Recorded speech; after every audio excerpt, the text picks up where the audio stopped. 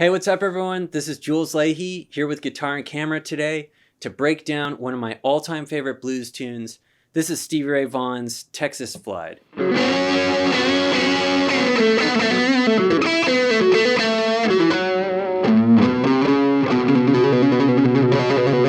So Stevie Ray Vaughan's record, Texas Flood, definitely put him on the map. He had been on some recordings and he was getting around in the music world, but that record that came out in 1983 is really what put him on the Mount Rushmore of all-time blues greats. So let's play and talk about the intro. There are a bunch of versions of this that I'd recommend you check out. My favorite one is the Live at Elma combo. He is just on fire in that version. It's awesome. And I know you will check it out and dig it too. Anyway, here is his version from the album Texas Flood. I will play it and then we'll talk about what's going on.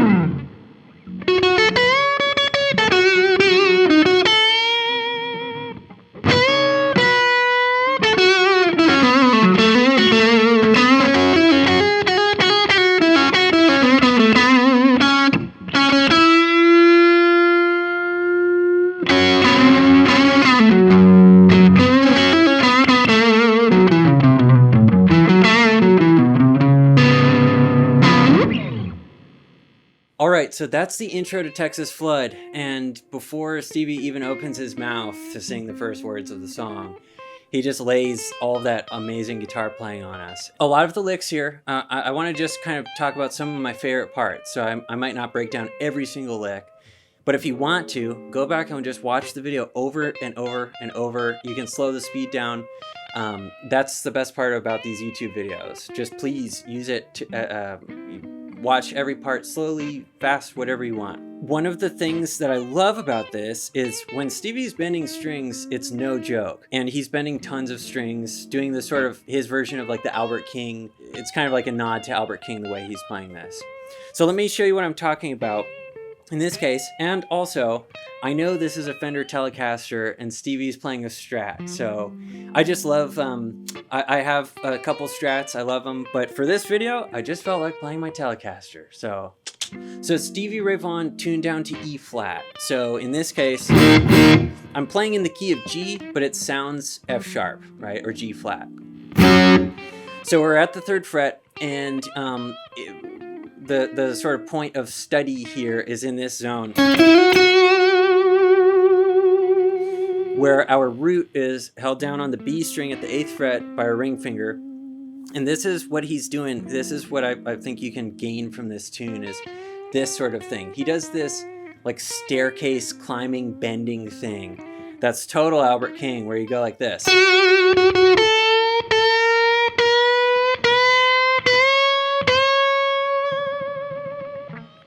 That is tough. If you haven't done too much of this, working on that and making sure that it sounds like you're doing it with conviction, in tune. You don't want your bent strings to sound like this.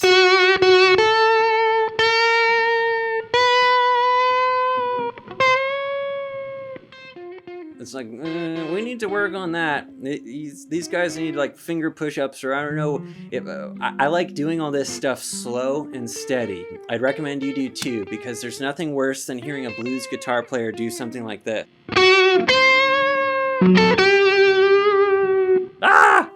Make it stop, make it stop.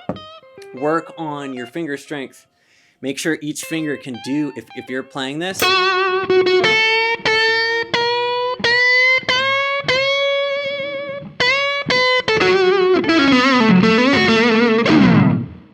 So that's the next sort of fall off pentatonic lick that he plays a ton in this song. It's this guy right here.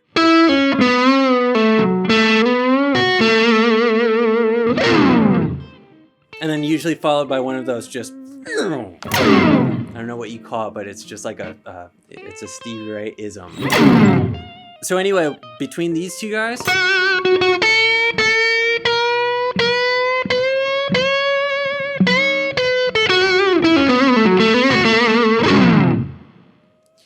that's a lot of what he's doing in the whole song. He's shredding in this, our favorite guitar zone if we're rock and roll blues players, like our 3rd fret pentatonic zone. And one of the cool things about playing down here, and what Stevie loves to do, is say he's exhausted this zone or he's played there for a long time, you can always jump up 12 frets and just play those same licks. Like, check this out.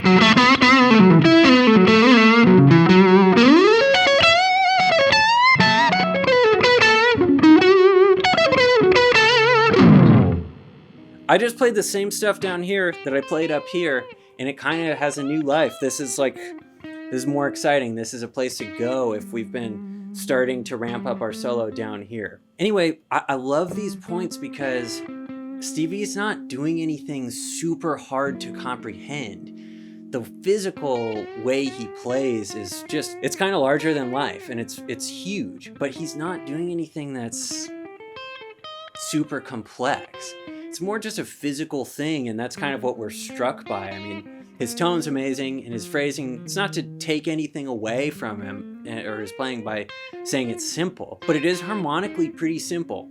And so we can just emphasize notes, we can just, it's all minor blues, pentatonic sort of stuff. There's one more thing that he does. I was talking about the El Mocambo video. He plays some slow blues stuff where he kind of goes like this. Check this out.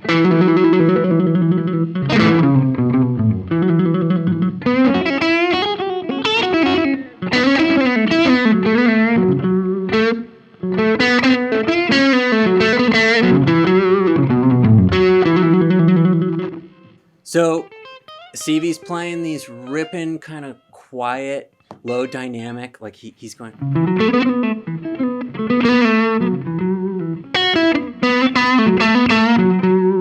And then he does this thing where he starts really leaning on and emphasizing the blue note,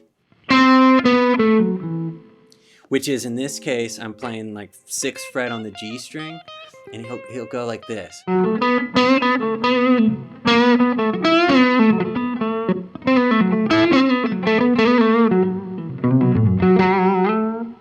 So you see how it's like pentatonic?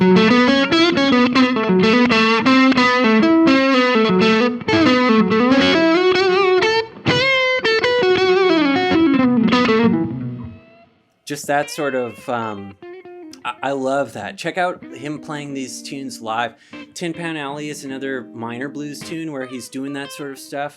Starts to bring in the blue notes, right? Like our sharp 4. Those licks where he's playing dynamically very quietly and he starts bringing in the blue notes. It's just some great guitar playing. It really, really one of my favorite parts of Stevie's playing. So be sure to check that out when you listen to versions of this song. All right, so that's our video on Stevie Ray Vaughan's Texas Flood.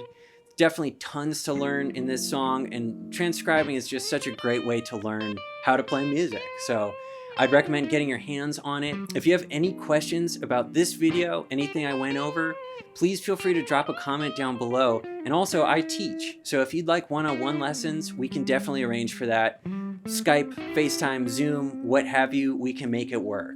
So anyway, I really hope that you enjoyed the video, and if you haven't yet, subscribe to our channel so that you don't miss out on our future videos. And in the meantime, have a good rest of your day.